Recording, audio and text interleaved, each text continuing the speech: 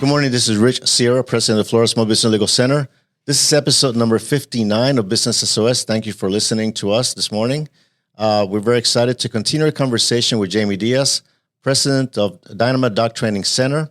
And in this particular episode, we're going to shift gears a little bit more and talk more about tips for dog training. So we're very excited about that. If you have a dog, you're a dog owner, this is going to be a very special episode for you. You're going to get some really special tips that you'll benefit from today. Jamie, welcome back to the show. Thank you. One of the things I want to talk to you about, and perhaps before we go into the actual tips, is tell me a little bit more about Dynamite Dog Training Center and the services that you offer. So we offer a variety of services. So we have group classes, private one-on-one training, either at the center or in the home.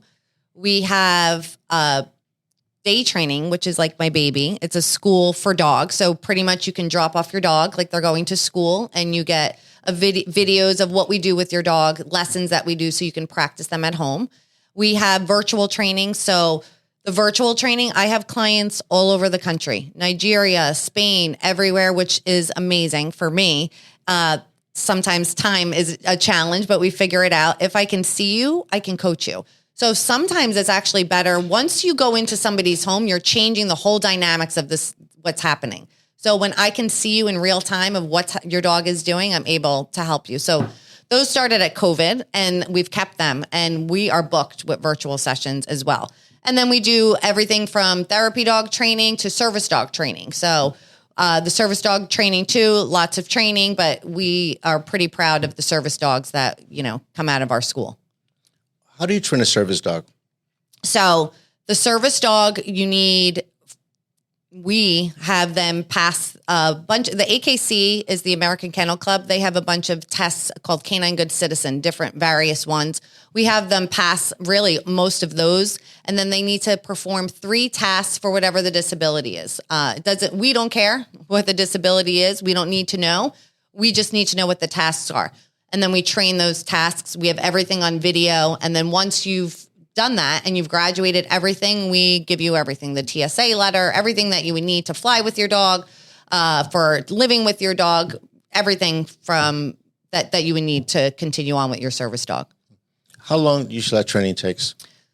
Well, depends on the person, depends on the dog. Some people are really lazy dog owners. I am too. I bring my dog to school because I don't have time to train my own dog. And that's okay. But then they're only getting the training when they're with us. Some people are really into it. They practice every single day. I have clients that are 5 times a day. They're practicing with their dog. They get there a lot faster. So there's no time. Sometimes you just have that amazing dog that has no problem behaviors. They don't jump, they don't pull on the leash, so we don't have to fix all of those issues. So it really depends on the person, how much work they want to do. If they don't want to do the work, if you're like, I need this service dog and you're really busy, doing your stuff, we can do it. It just might take a little bit longer. Something that we didn't mention in the last episode, describe your facilities and the type of facilities that you have for dog training. So we have, they're all different. So we have everything from a storefront. My place in Jupiter is a freestanding building on an acre. So that's very different. We have a huge field. Deerfield's in the warehouse, and then Delray is in the storefront. They're all very different, but have the same kind of thing. The dogs have to be crate trained. So we have, safe crates for all the dogs because they need a break during school. And then we have a huge 2 to 3 training rooms at every facility.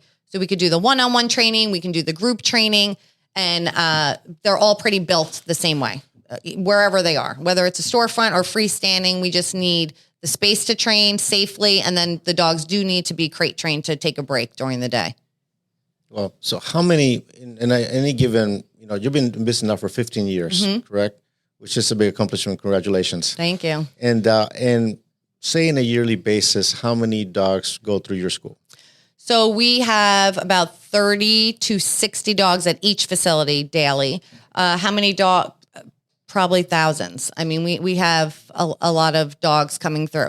A lot of people are nervous about leaving their dogs, which I get. But once they see what we do, they love it. And we do offer also a free day for people to try it out. So if you get a puppy, you want to see what it's all about, come to us, take it to us, and you'll see what we do.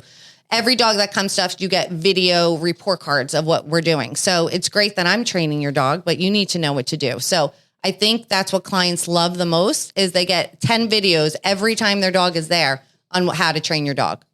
That is awesome. That is great service. What are the challenges? Say somebody goes to and adopts a rescue dog. What are the challenges that owner will be facing right from the bat?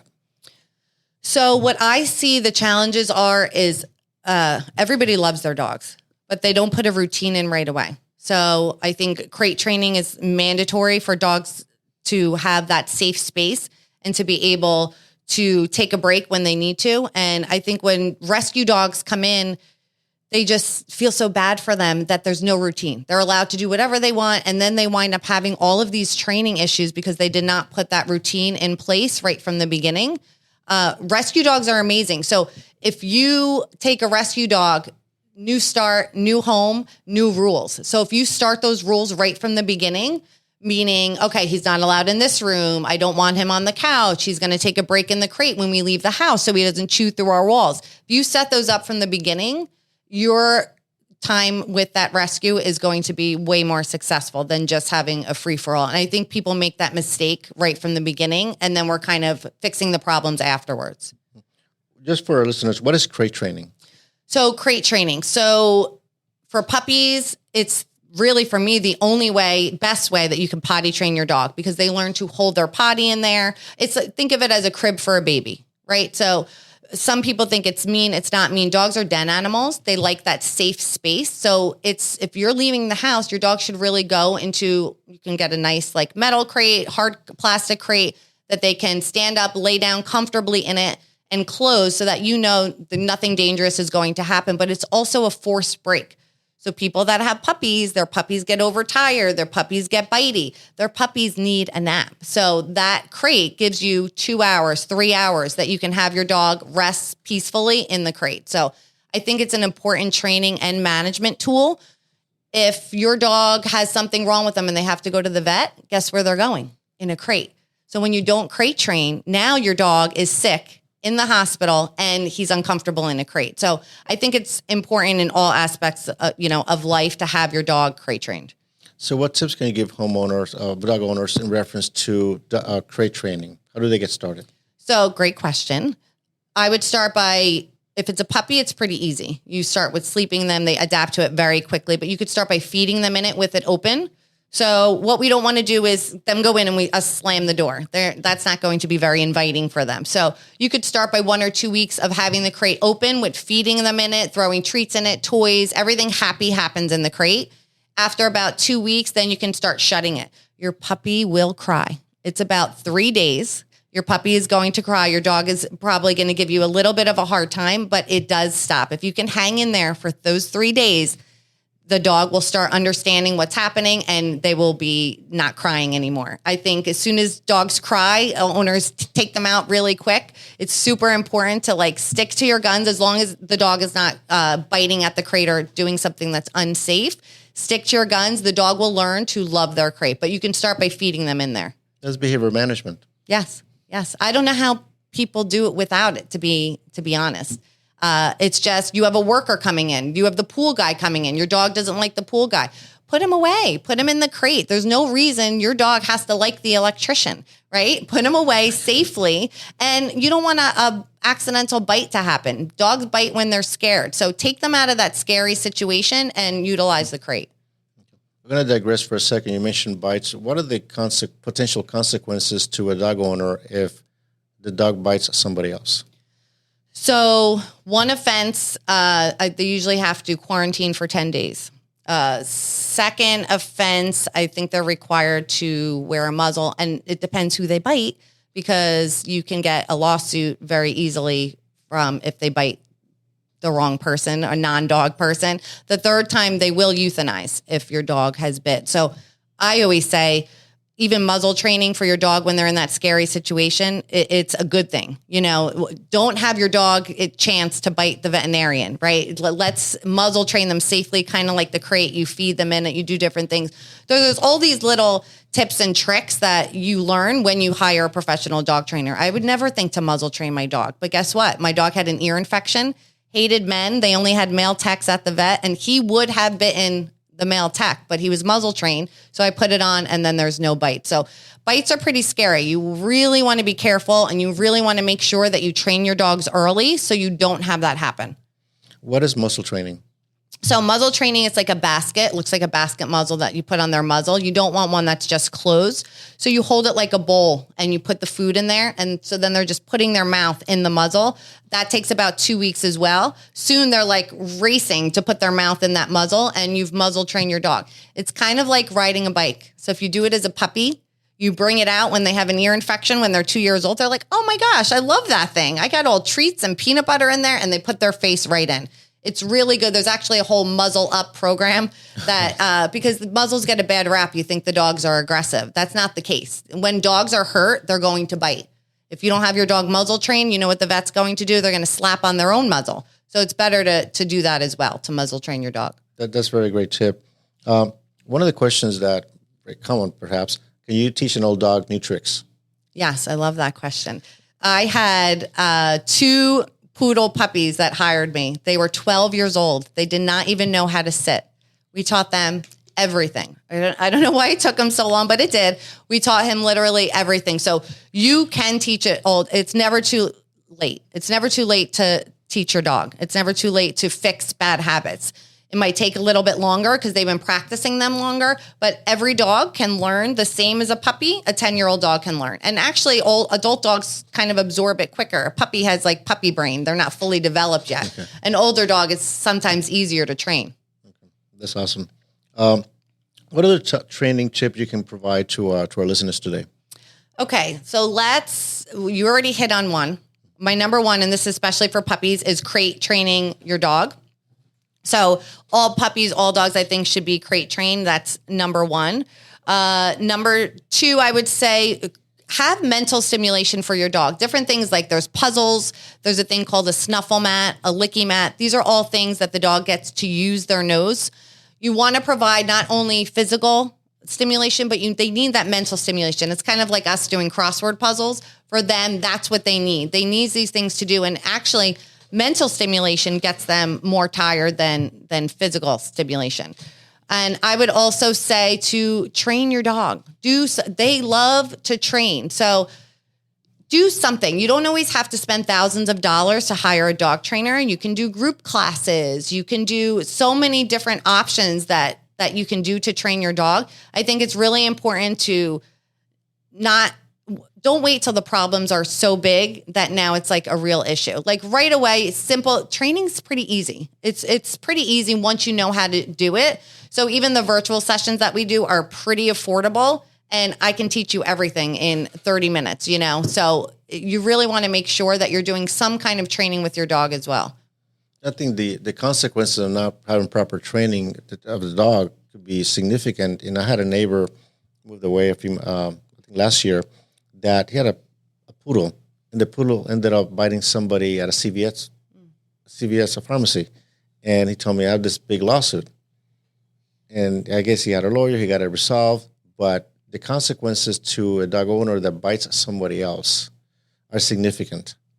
Very. And you will have to pay that out of pocket. Yes. So I think if you're investing in a dog, you must well invest in the training. You'll have, I think, a better experience, a much better relationship with the dog, I would imagine. Yes. And I would say another tip so you don't get bit, don't pet strange dogs. They're not asking for you to pet them, right? So it's just like, I don't need to shake every single person's hand that I pass on the street. We have this thing that we think that other dogs want. They don't want a stranger to pet them. So I think it's a privilege to be able to pet a dog. And I think that the dog needs to ask for the petting. I would say that's like one of my, on social media, I do this all the time. It's the 5-second rule. So you pet your dog or even a strange dog for 5 seconds, stop and see what they do. 90% of the time, the strange dog walks away. That is them telling you, I'm tolerating you touching me, but I really don't like it. So I think that's a really important tip to don't touch strange dogs. Let them ask you. If it's a puppy that runs up and, wants to be pet, that's one thing. But even for your own dogs, practice that 5-second rule and see what your dog wants to do. I think dogs are so good at communicating. We are so bad at reading that communication. So I think that's what dog trainers also, I try to help do, is read your dog what they like. Them walking away is telling you, I don't want to be pet. Just simply walking away. They don't have to be growling or biting for them to get their point across, right? So it's reading those little subtle things, but try not to pet strange dogs. Yeah. You'll avoid a bite as well. I'm going to ask you a reverse question. Actually, it's from me and Sherry. We're going to visit some friends up soon in Colorado, and they have a giant poodle. It was a puppy at 140 pounds a few months ago. It's going to be very big when we see him in a few weeks. So the dog is very rambunctious, very happy. It tends to go and jump at you. What should we do? So I love this. I have this too. I would ask the owners for, she's laughing because she knows it's going to happen, kibble or something. So actually, when I walk into a house, if you take food and throw it on the floor, you redirect the dog to do something else to get the food. They're building a positive association with you because you're throwing the food. And what happens is after they eat that food, the owner is usually able to get a sit or something from them after that. But when they're in that heightened mode, no learning is taking place. They're not going to listen. They're not going to sit. So food is your friend in training. You're not going to have to do this forever, but to avoid that jumping, ask the owners to leave a little bag of kibble outside. And when you come in, throw it on the floor and you're going to be surprised. I just did a video with a golden retriever that was at my school jumping on my kids. I saw the video. You saw it? Yes. Jumping back. All we did is got a licky mat, put the licky mat down. They came in. They could care less about the kids. They did not jump on them once. We actually couldn't even get the dog off the licky mat to say hi. So find an alternate behavior instead of the jumping, and food will help you with that. Okay. No, we know that. You take notes? I usually tell if you would just listen to the professionals sometimes, right? I tell people, I promise you this problem will be fixed. Listen first, and then you can do things like training, go to your place, stay. But a lot of dogs are not ready for that. So have them leave some kibble outside for you. So it's like redirection. Yes. Okay. Yes. There's management and there's training, right? In that moment, he's not going to sit. He's not going to do anything. So let's give him an alternate behavior so he doesn't practice jumping on you. So what do we do when, visit friends' house, they have dogs that come to us and they want to sniff you? What are they doing there? So they are gaining information. They don't want you to pet them. I think this is super important. We used to put out our hand, right? That is a great way to get bit. Do not put your hand out to sniff the dog. You're invading their space. So if a dog just comes up to sniff you, just sit there. They just want to sniff you. I do a lot of training at a shelter, and every shelter dog that comes in, we let them off the leash, and there's, people around. The dog goes up to every single person and sniffs them. He doesn't want to be pet. So I have to tell people, don't reach out and pet him. He's gaining information. That's how they gain information, through their nose. How we look and we kind of check everything out. When we see somebody walk by, it's them too. They're gaining that information. They don't want to be pet. So just let them sniff. Don't put your hand out, because that's another great way that you can avoid a bite. Thanks for the tip. I'll definitely keep that in mind. Yes. Protection. The one thing that we talked about before is about the importance of patience and persistence during training. Yeah. I have a ton of patience. We all have I have patience with other dogs, right? With our own dogs, we tend not to have as much patience. There's an emotional thing there. So I don't care if your dog barks at me for 10 minutes. I'm not giving him attention for that. You are going, all right, enough. It's your own dog. It's emotion. So I think it's super important to be patient when you're teaching your dog. And usually it's the teacher. Once you know, oh, you know what, Rich, if you put your hand down a little bit lower, he's not going to jump up like that. So once you're kind of coached like that, you're able to have success, because it is frustrating when you're trying to get your dog to stay and they just won't stay.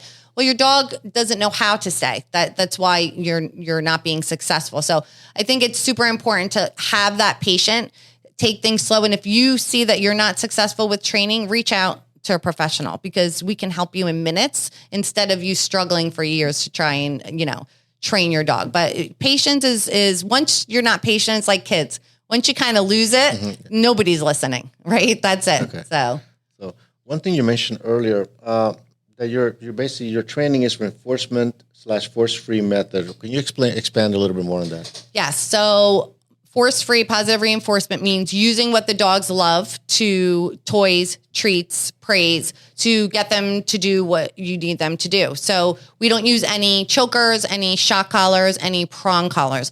Actually, in a lot of countries, those are banned. Ireland, I think, just banned shock collars. I could be wrong on that, or it could be prong collars. There's a lot of countries, we're kind of behind on that. So when you are looking for a trainer, you want to make sure, I don't want your dog to listen to you by using a device. I want your dog to listen to you because he's listening to you. So I try not to use any kind of devices, including a leash.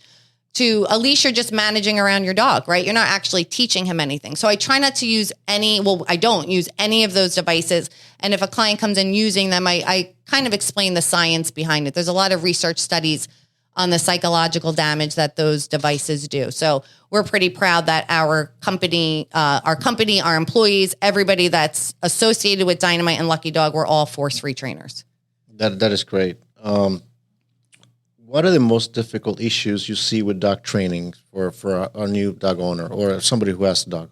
I think it's expectations. You might have had a boxer that was so amazing, and you get another boxer from the same breeder and he's not so amazing. And it's expectations. Deal with what your dog you have, right? So some people want their dogs to be a therapy dog and go to hospitals, but guess what? Your dog doesn't like strangers. So that's not going to happen. So you really have to handle the dog in front of you. They may not be how the dog was your last dog. So you really just want to make sure that your expectations, you're not expecting too much from that dog. And every dog is different, right? Like I said, I got a dog. I was like, oh, he's going to be a therapy dog. He's going to be so great. He was afraid of children. He was afraid of men. And I very quickly had to say that this is not going to be for my dog. My dog is not going to be a therapy dog. People want to take their dogs to Starbucks and the dog is lunging at everybody. Yes, there's training, but just have expectations that your dog may never be able to go to Starbucks. I think it's just really dealing with the dog that you have. I think people want certain things from their dog, and sometimes their dog is just, it's not going to happen. You mentioned therapy dog. What is the difference between a therapy dog and a service dog? Great question, Rich. So therapy dog is for other people.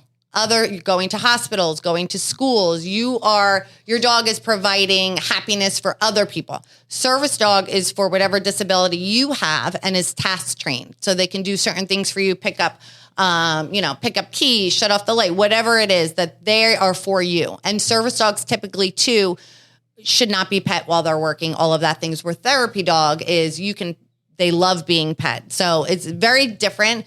People also get confused with emotional support. So they used to be able to fly and stuff like that. That's no longer. So you have to be a service dog to be able to do that, which I think is fair and was the right call for, I think everybody's dog is an emotional support dog, right? Correct, that's why we have them. Yes. So, but that's a good question. People kind of get confused even when they call. They keep saying therapy dog, and then we find out it's actually a service dog they want, and vice versa. So, therapy dog is for other people's pleasure. Service dog is for yourself. Okay. Before we finish segment, what are the top 3 tips you should follow with a new puppy? So the new puppy, like I was saying before, with any dog, definitely the crate. I think make sure your dog gets breaks. So I think that's really important. People leave their puppies out all day. They need a nap. I think everybody knows, if you're sitting in the living room and your dog's sitting there, you get up to go to the bathroom. What does your dog do? They come and follow you. That's not a good nap, right? So you want them to be in a crate 2 hours at a time. You can do to make sure that they have that time away.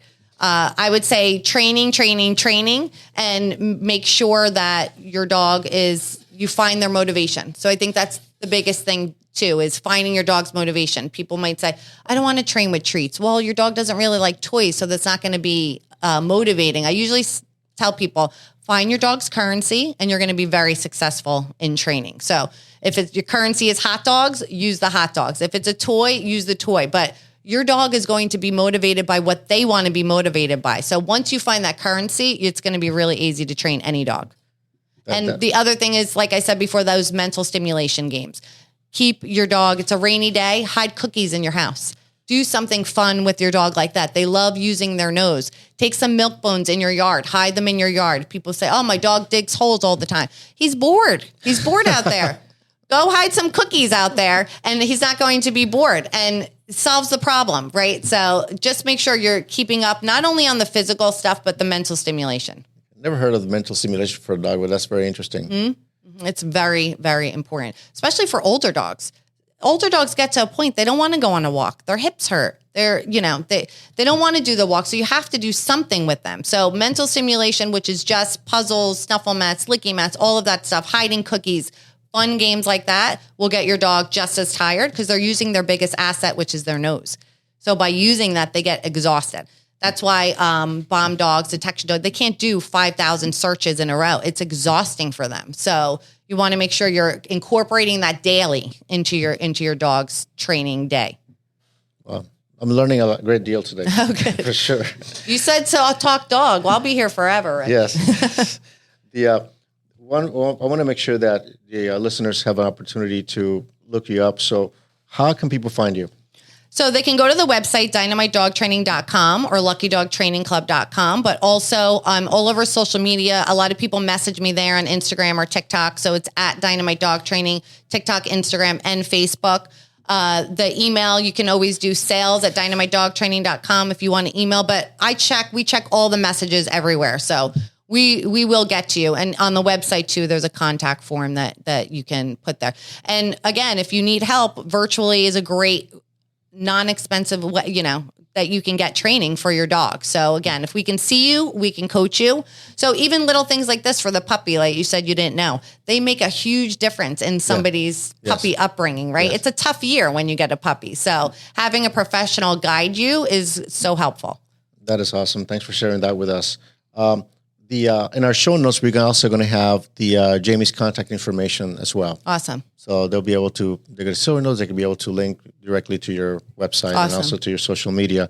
Jamie, thank you very much for staying with us. Certainly, I'm very proud to be your business lawyer. It's been awesome to work with you. Thank you. And you're amazing. Hire Rich if you need a lawyer because he is amazing. He's been by my side for years. So whenever I have an issue, I call him and the advice is always spot on. And I'm very fortunate. So thank you. Thank you. It means a great deal. So I'd like to close the show as I always do. Thank you for listening today. If you want to have more information about Jamie's, dynamitedogtrainingcenter.com. Did I get the website? Dynamitedogtraining.com. Dynamitedogtraining.com. My website is florida.smallbusinesslegalcenter.com. Until next week, this is Rich Sierra. Remember that my goal is to help you succeed.